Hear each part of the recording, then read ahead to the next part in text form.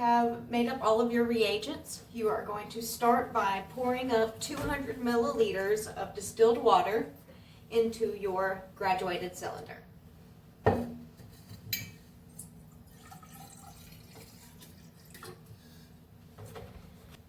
Then you're going to take that and pour it into your Erlenmeyer flask.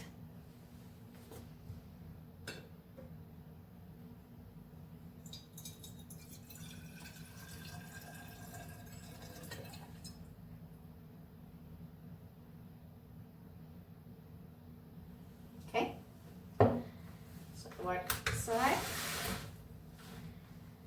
Okay, and then we're going to put our Erlenmeyer flask on the scale. Tare it. Oh. Before we add our sample, we're going to prepare our graduated cylinders with the reagents. You're going to put your reagent number 1, the Ki solution, potassium iodide solution, into one of your graduated cylinders up to the 20 milliliter mark. Using the same meniscus rule. Tiny bit over.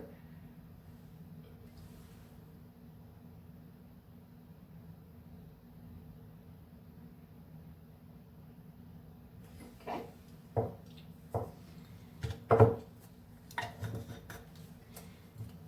And using a new pipette in each, do not mix your pipettes into both reagents. Then using reagent number 3, the H2SO4, that's the acid solution, the sulfuric acid solution. We were going to put in 25 milliliters into the other graduated cylinder.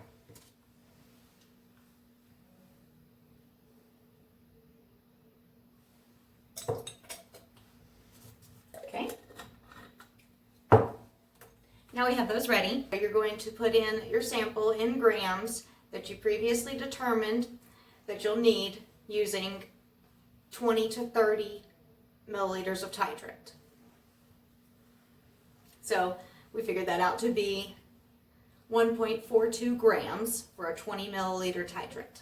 For an expected percent of 2.4. So we're going to add 1.42 grams to our Erlenmeyer flask, which just has the 200 milliliters of water in it right now.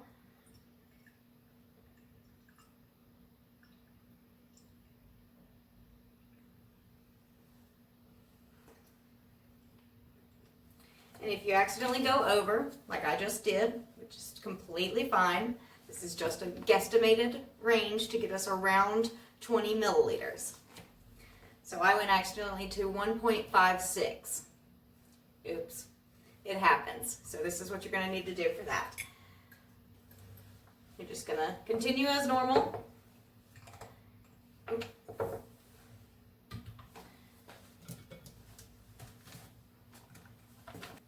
Now we're going to write down the new sample size since it's not 1.42 like we expected. 1.56 is what I got. So then we're going to add our reagents. They don't change even though the sample size changed. Everything's fine. We are just going to end up using a little bit more titrate.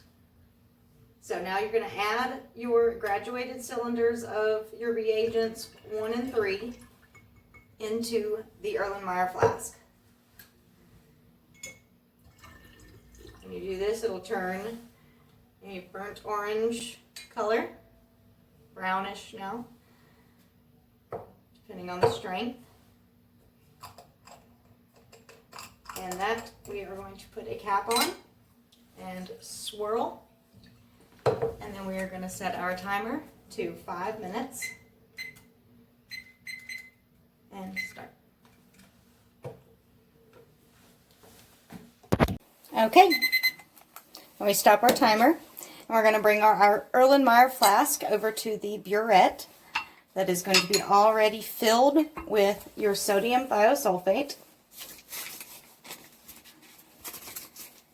And you're going to note what your burette starts at, what it's filled up to before you begin. Mine is filled up to 16 milliliters. So Now we're going to put this under here, remove the cap, put this under the burette, and we are going to slowly titrate. Now we know that it's going to be around about 20 milliliters, but I actually overshot, so it should be a little bit higher than more than 20 milliliters. So we're going to kind of go through the first part a little bit quick. We'll start out just by doing 1 milliliter just to check and make sure nothing is going crazy, which we know by how dark this is that it's going to take a lot more than 1 milliliter. But we'll do 1 milliliter to the 17 mark. Swish it. Nothing happened, so that lets me know I can go in bigger sections. So now we're going to go to, let's say,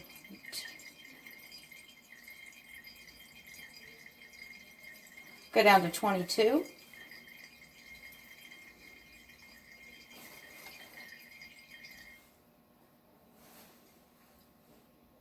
That gives us 6 milliliters we put in. Still not much of a change. Now we can continue. We're at 23. That's 7, 8, 9, and 10. Let's stop it at 10. Go ahead and give it a good shake, and we can keep going. 11, 12, 13, 14, and 15. And we'll continue.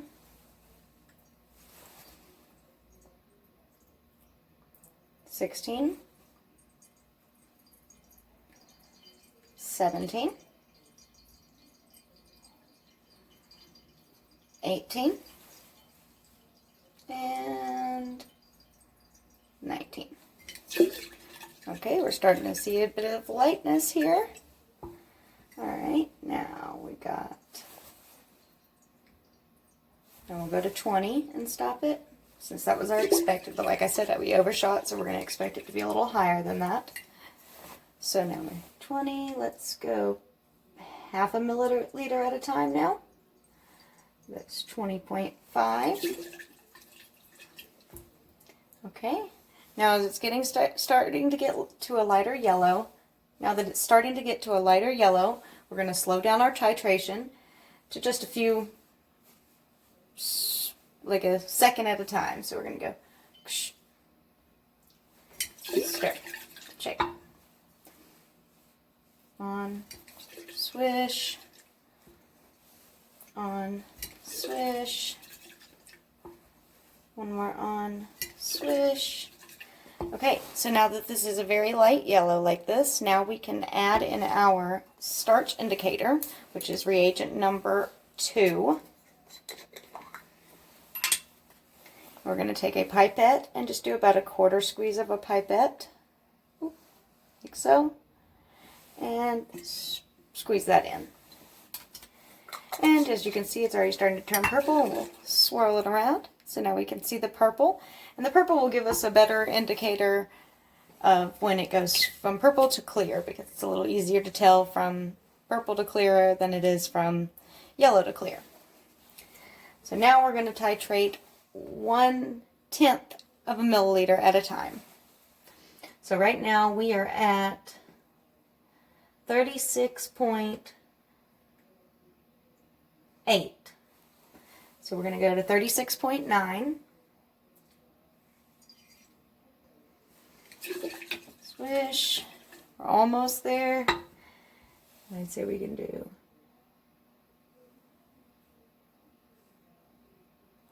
We're at 37 marker now. And we are clear. Beautiful. So we're at 37, so I went from 16 to 37, and that is 21. So, took 21 milliliters to titrate.